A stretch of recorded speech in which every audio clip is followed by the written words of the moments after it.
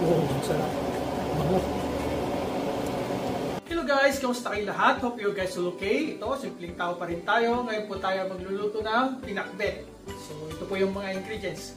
Isa na po natin. Meron tayong sitaw, ampalaya, okra, kalabasa, talong.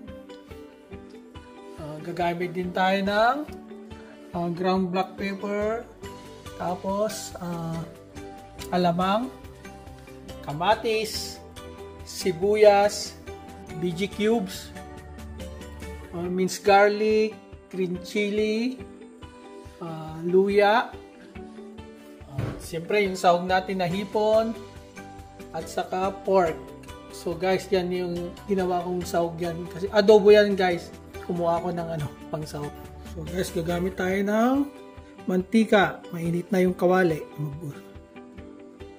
Yan, kunti lang. Kasi depende yan sa mga kasama mo sa bahay kung sino yung mga kakain. Kaya ako, kontrolado yung ilalagay kong panlasa.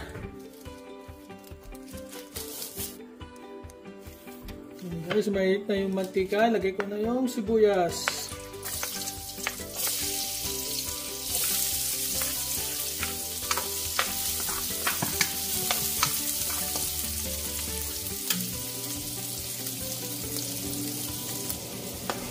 Sugod natin yung bawang at luya.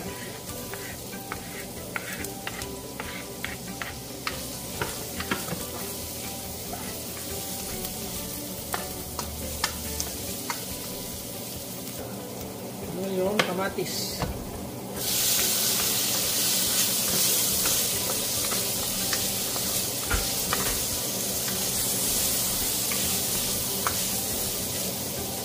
Yun yung hipon.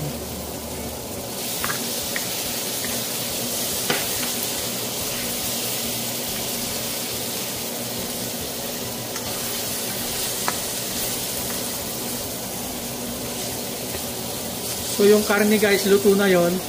Bandang huli na yung pagluto na lahat. Dadagdag ko lang parang sahog. Okay, hindi lang hipon.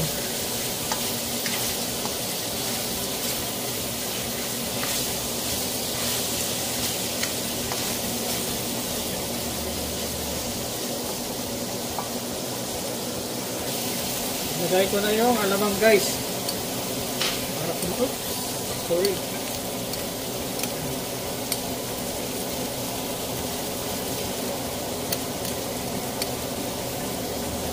Lagyan ko na rin ng ground black pepper.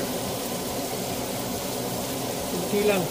Kasi yung mga kasama kong kakain, ay nila na masyadong maraming ganyan panlasa. Ang tama lang.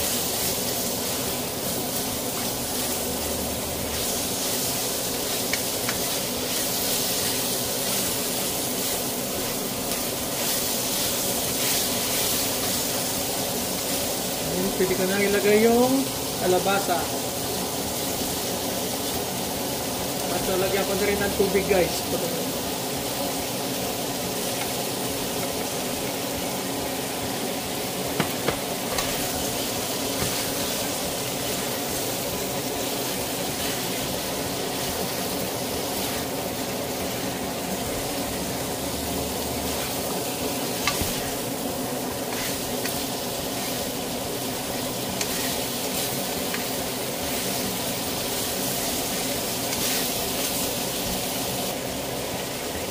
Guys, lagyan na natin ng tubig para patulong palambot sa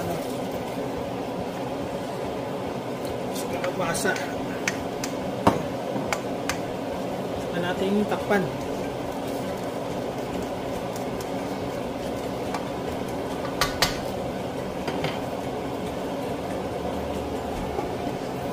Lagyan na rin natin yung ampalaya.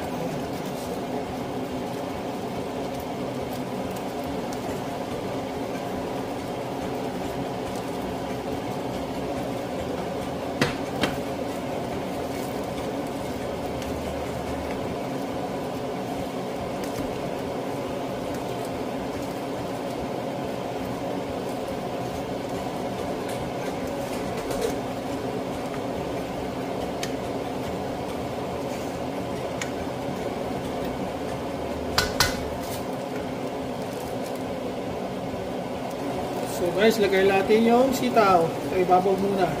Ayan. Kasi hintayin natin maluto yung ampalaya saka yung kalabasa.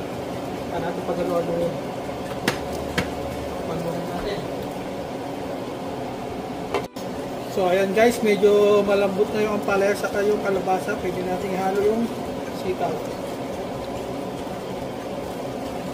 So guys, yung paglagay ng tubig, depende sa inyo kung gusto nyo ng masos. Kadaan-daan tayo sa paghalo.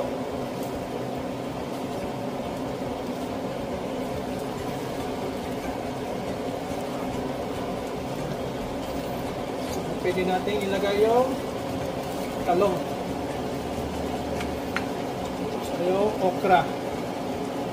So, ganun lang naman yan guys. Kung ano yung matagal maluto na gulay, yun ang unahin mo.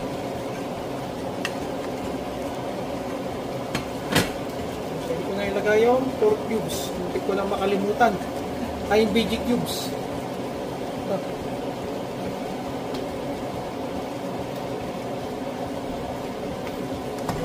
Matutunaw din yan. Ano lang tayo sa paghalo. Halang. Kung natutuyuan na, pwede ako magdagdag ng tubig.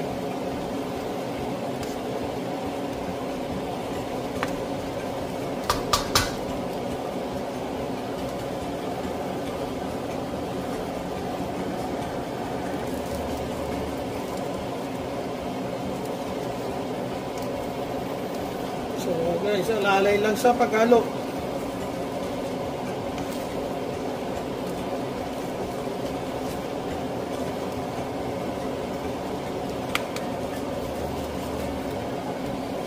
So guys, tinikpan ko, medyo malasa. Lagyan ko ng tubig. So guys, itong pork, pwede ko na siyang ilagay kasi paluto na yung mga gulay. Ayan. Luto naman na to. Yung sili. Yung chili. Hinalo natin.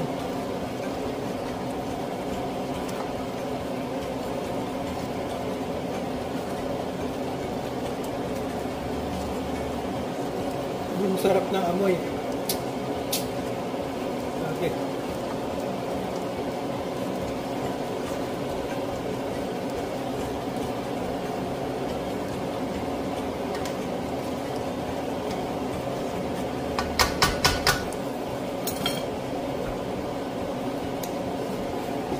Takpan, saka patayin na natin yung stove. Medium heat lang yung ginamit ko dito. So yan guys, luto na ho siya. At naano ko na yung mga gulay. Luto na rin. Sitaw, mas lalo na yung sitaw.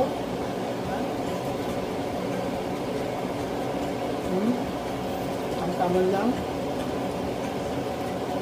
Hayan lang natin siya. Sarap. So guys, ganyan lang po kadali magluto ng pinakbet. So, napakasimple lang po guys. Subscribe to my channel, like and share, comment down below. Peace on earth!